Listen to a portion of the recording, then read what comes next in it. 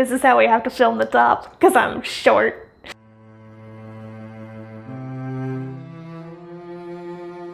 Hi guys, it's me, Jessica, and today I'm going to introduce you to the blip of blue. Because you liked our other two case reviews so much, we decided to do a third one. This is my personal build. The blip of blue resides in a Thermaltake Level 20 HT case. So we have it obnoxiously water cooled because we can. There are pretty much water blocks on everything that we can fit it on. If you haven't seen the videos for upgrading her, I suggest you watch those. That's where she got her name from, because there is so much blue.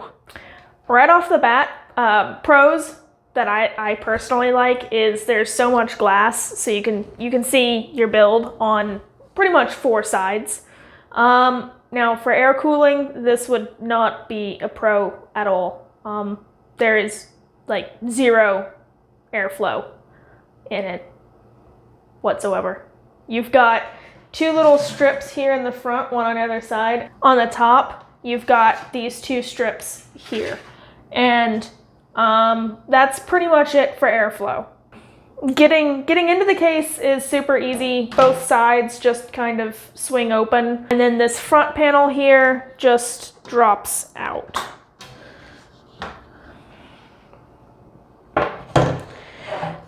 There is another little vent right here, and it does provide just a little bit more airflow. There's also a vent back here that is mostly covered in my build. That if you wanted to lay this radiator flat on the bottom, you could pull up from the bottom, but that brings with it a bunch of dirt, and if you own pets, a bunch of hair, which could quickly clog the bottom of your computer. So we opted to have my radiators upright. Because it is water cooled, airflow doesn't really matter much. Now that being said, the reason why airflow doesn't matter in mine is because my radiators are obnoxiously thick, and I have two of them. The other one is in the back. So this is where this second radiator resides. It is thicker than the one in the front, and it also is blue. Thermaltake decided that they were also going to add one of their dumb brackets for their pumps again in this one, rather than having a universal pump bracket. It can be removed. We just kind of have it in here still. To get around this mounting a pump to their bracket is we drilled holes in the bottom of my case so that this bracket would fit vertically. Without drilling holes in the bottom, this pump was only going to mount horizontally, and thus the reservoir would not fit. For those of you wondering, for reference, this reservoir is 400 millimeters long. That's on top of the pump. The case is a good size. I opted for a bigger reservoir just so it would look more full. Another great thing about this case is that all the I/O, USB type stuff is on the top. That's including the power supply. This top glass panel, you just pop it up by pushing on it, and then it lifts straight out. The motherboard is all accessed down here in this little valley, along with the graphics card, and then the power supply is here in the back. The case was nice enough to come with this 90-degree power adapter so that you could actually power it on, because a normal power cord sticks straight up and will interfere with the glass. So the case did come with these two 140 millimeter fans, and they're not pretty, they don't have lights, they just kind of are there. They're not great for airflow or pressure or much of really anything in the case other than warming the top glass. This bracket for the power supply can be rotated, though it literally does nothing in terms of space. There is a radiator mount in the back. This is where a radiator could fit if the power supply was an inch to an inch and a half more forward, and the brackets for the hard drives were lower. So if we pop this out, we can see, I know it's a mess back there, that you could fit a radiator here. But if you look at how close everything sits to where the back panel would be, which is about right here, you can see that you don't have room for any radiators. You might fit one fan, not even two. Another thing that this case did is they created a lot of dead space here because these cannot be mounted any lower. With that being said, it wouldn't really affect anything if you were able to mount them any lower, just because this back radiator mount is non-functionable. Had this case been 2 to 3 inches deeper, this back radiator mount would have been usable, and not being able to lower these any farther to the ground would have been more of a big deal. The hard drives are all here. You can move them up 1 and 2 more, but that would interfere completely with your power supply. So again, Thermaltake not thinking, why would you mount your hard drives here when you can't with your power supply mounted like this. Now, these are toolless drive bays. They just pop out and open up and latch back in. Just like the View 51 case that we reviewed earlier this month, or August rather, these just lift off and come off. Both sides do it. They do only fit one way though. They are not reversible doors. The power button on this case does have an LED around it. My major complaint for this case is that you have your power button, your restart button, your microphone, and your headphone ports all on this side, yet on the other side, you have all your USB drives, C, 2.0, and 3.0. Why I do not like this is because with a case like this, you do not have it on your desk, you have it on the floor beside your desk. That means it's either on the left-hand side or the right-hand side of your desk. If you have something like this, you probably are not putting it under your desk. Now, I have it on my left side, which leads me to constantly reach all the way across to be able to reach the power button. Now, if this was on the right side, it would cause a major problem to reach all my USB drives, ports.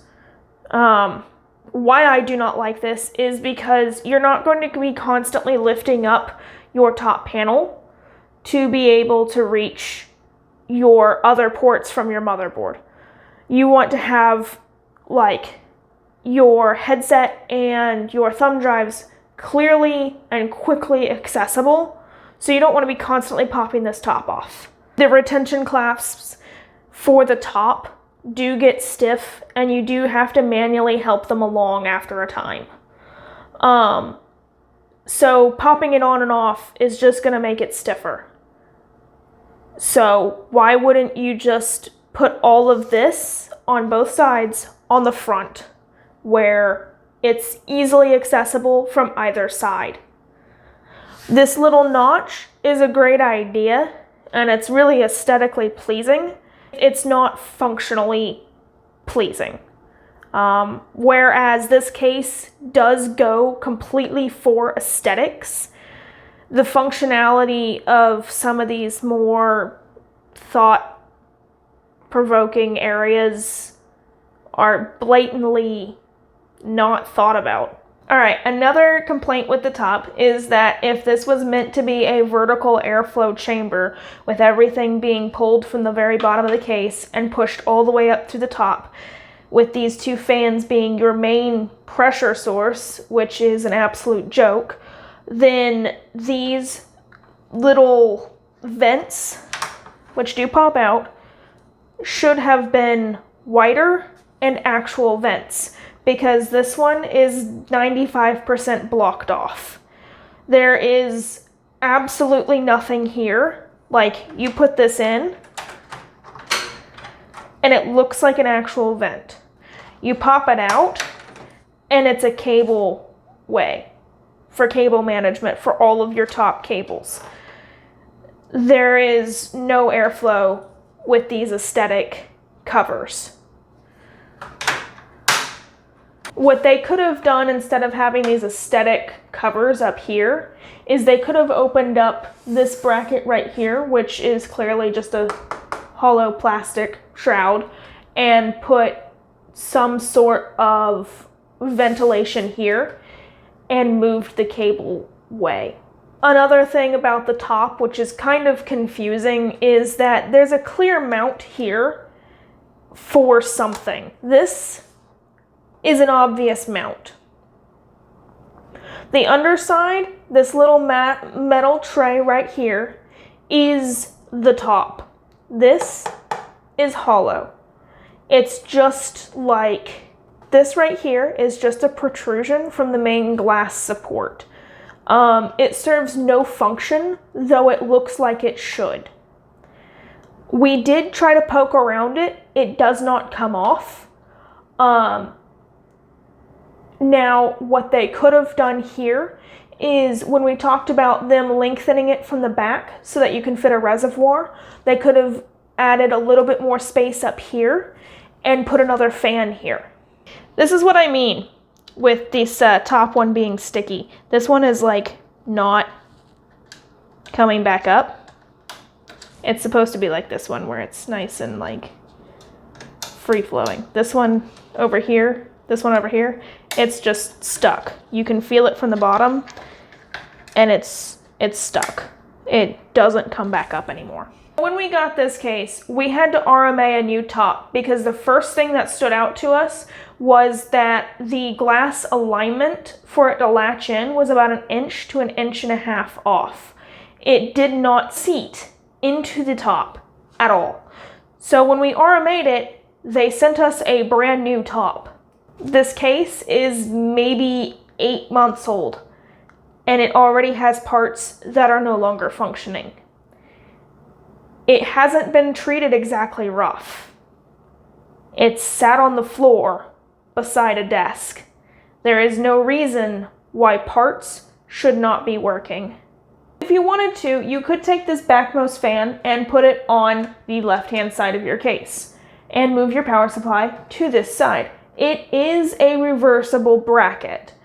However, on the front here, they left a big hole. Like, that's a big hole. If this is supposed to provide any sort of function for suction or pressure, it's not going to work if there's a big hole. What they did provide on the top here are these little like protrusion things.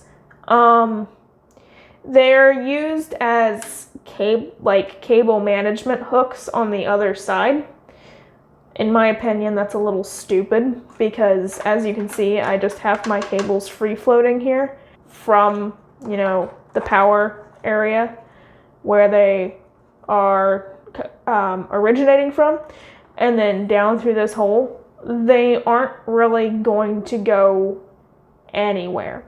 Now, you could argue that they provide these two cable management spots for all of your incoming cables to the motherboard and the graphics card. That being said, most of your cables are going to be coming in from the other side to the motherboard. All right, guys, that was it for my review for my case. Let us know if you liked it down below, and if you're interested in joining our community, we have the links to our social media hotspots in the description.